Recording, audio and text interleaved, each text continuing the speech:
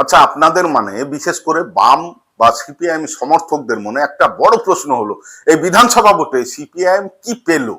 পেলে তো মাত্র একটা আসন, তারপরেও এত আনন্দ কেন? আচ্ছা, তার আগে বলুন তো, সিপিআইএম এর হারানোর কি ছিল? কিছুই তো ছিল না। কিন্তু যেটা পেল এই নির্বাচনে রাজ্য সরকারের পরিবর্তনের ফলে, সেটা হলো আগামী দিনে রাজ্যে বিরোধী দল হয়ে ওঠার একটা সুবর্ণ সুযোগ। বিধানসভা ভোটের জন্য তো আবার 5 বছর অপেক্ষা করতে হবে, কিন্তু তার আগেই আছে পঞ্চায়েত নির্বাচন।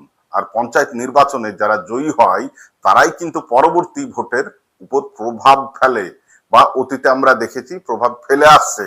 আচ্ছা, তার আগে আমরা দেখে নিই সিপিআইএম এই বিধানসভা ভোটে যে 5টা কেন্দ্রে সবচাইতে ভালো ভোট পেয়েছে, সেগুলিতে গত বিধানসভার থেকে ঠিক কতটা বেশি ভোট পেয়েছে, বা কত মানুষ গতবারের তুলনায় এবারে সিপিআইএম এর কাছে নতুন করে এসেছে, ফিরে এসেছে। তার আগে বলে রাখি, গত বিধানসভা মানে 21-এর বিধানসভা নির্বাচনে কিন্তু কংগ্রেসের সঙ্গে জোট করে লড়াই করেছিল বামেরা। সেই কারণে গত নির্বাচনে ঠিক কত ভোট পেয়েছিল সেটা বলা কিন্তু খুব মুশকিল। কিন্তু যে ভোটটা জোট পেয়েছিল সেই ভোটটাকেই আমরা পুরোটাকেই ধরে নিচ্ছি। তো আমরা প্রথমেই দেখে নিই গত বিধানসভা নির্বাচনে ডোমকলে কত ভোট পেয়েছিল জোট প্রার্থী। গত বিধানসভা নির্বাচনে ডোমকলে বাম কংগ্রেস জোট করে ভোট পেয়েছিল মাত্র 80,000। আর এবারে কেবল সিপিআইএম একা লড়াই করে পেয়েছে 1,08,000-এরও বেশি ভোট, এবং কংগ্রেসও কিন্তু একটা যথেষ্ট ভালো সংখ্যক এখানে ভোট পেয়েছে।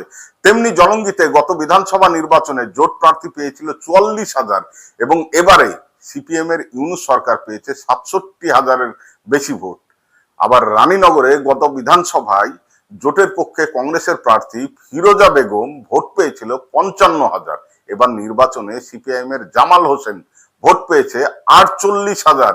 এখানে বলে রাখা ভালো, রানীনগরে কিন্তু জয়ী হয়েছে কংগ্রেসের জুলফিকার আলী প্রায় 70,000-এরও বেশি ভোট পেয়ে। মানে বুঝতেই পারছেন কত ভোট ফিরে এসেছে আবার বামেদের দিকে।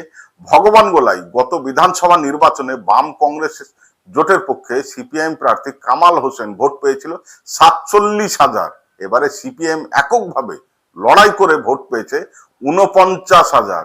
খড়গ্রাম খড়গ্রাম বিধানসভাতে গত বছর বাম কংগ্রেসের পক্ষে লড়াই করেছিল কংগ্রেস প্রার্থী, আর ভোট পেয়েছিল মাত্র 27,000। আর এবারে সিপিআইএম এর যুব নেতা ধ্রুবজ্যোতি সাহা এককভাবে লড়াই করে ভোট পেয়েছে 45,000। এবারে দেখে নেব উত্তরপাড়ায় গত নির্বাচনে ভোট পেয়েছিল জোট প্রার্থী 42,000। আর এবার মীনাক্ষী মুখার্জি ভোট পেয়েছে 49,000। এছাড়াও আমরা যদি দেখি উত্তরপাড়া বাদ দিলে মুর্শিদাবাদের প্রতিটা বিধানসভা কেন্দ্রে প্রায় 25 থেকে 30,000 ন্যায্য ভোটার ডিলিট হয়েছে, আর সেই ডিলিট ভোটারের বেশিরভাগই কিন্তু আসতো সিপিআইএম এর দিকে। তাহলে বুঝতেই পারছেন কি পরিমাণে গত বিধানসভার তুলনায় এই বছর সিপিআইএম এর ভোট বৃদ্ধি ঘটেছে। তাই বলা যেতেই পারে যে এই বছর নির্বাচনে বিজেপির পর সবচাইতে লাভবান হয়েছে সিপিআইএম। এ বিষয়ে আপনারা কি ভাবছেন অবশ্যই কমেন্ট করে জানাতে ভুলবেন না। আজকে এই পর্যন্তই, ধন্যবাদ।